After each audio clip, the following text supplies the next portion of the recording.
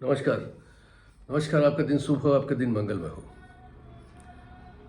एक बार की बात है कि एक संत जो थे, वो अपने शिष्यों से उन्होंने बोला कि आप चिल्लाते क्यों हैं? जब आप गुस्सा होते हैं तो आप क्यों चीखते क्यों हैं? इसका कारण क्या है?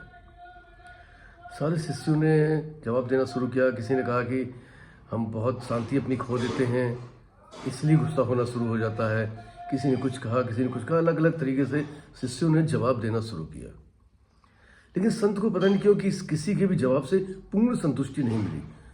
उन्होंने कहा कि आप लोगों ने जवाब दिया है, कुछ लोग जवाब के काफ़ी करीब हैं, लेकिन वास्तव में हम क्यों चिल्लाते हैं ये कोई क्लियर नहीं कर पाया। संत ने कहा कि चलो मैं ही इसका जवाब देता हूँ।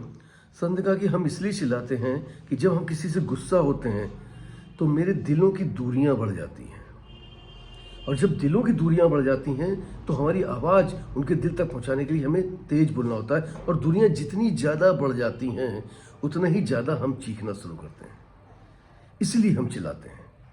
आप देखते हैं कि जब हम किसी को चाहते हैं, किसी को प्रेम करते हैं, तो हम धीरे से बात करके भी अपना काम चला लेते हैं और अपनी बात वहाँ तक पहुँचा देते हैं।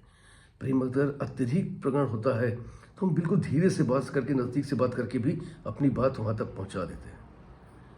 प्रेम की एक स्थिति ऐसी भी आती है कि हम सिर्फ फुसफुसा करके भी अपनी बात कह देते हैं, और एक तो समय ऐसा भी होता है कि हमारे को बोलने की भी आवश्यकता नहीं होती है, हमारे नयन ही हमें क्या कहना है ये प्रस्तुत कर देते हैं, या क्या हम सुनना चाहते हैं वो प्रस्तुत करते हैं, पर हमारी आंखें ही बोलना शुरू कर देती हैं। लेकिन जैसे जैसे हमारा किसी के प्रति अलगाव होता है, हमारे दिलों में दूरी होती है, क्रोध बढ़ता है, तो जैसे ही दिल दूर होते हैं तो हमारा आवाज़ उनके प्रति लाउड हो जाता है, तेज हो जाती है।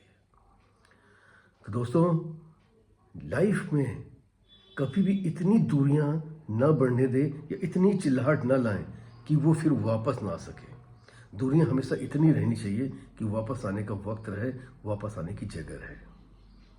तो आइए हम अपने प्रियजनों से जब भी नाराज हों तो उन दूरियों को सोच समझ कर बढ़ाएं, अपने कुछ चिल्ला के और अधिक दूरियां बढ़ा करके विषय को ऐसा ना बनाएं जो कभी समाप्त ही ना हो पाए। एक बार झांके कि वो सब आपके अपने हैं जिनके ऊपर आज आप चीख रहे हैं, कल वो आपके साथ थे और कल वो आपके साथ हो भी सकते हैं।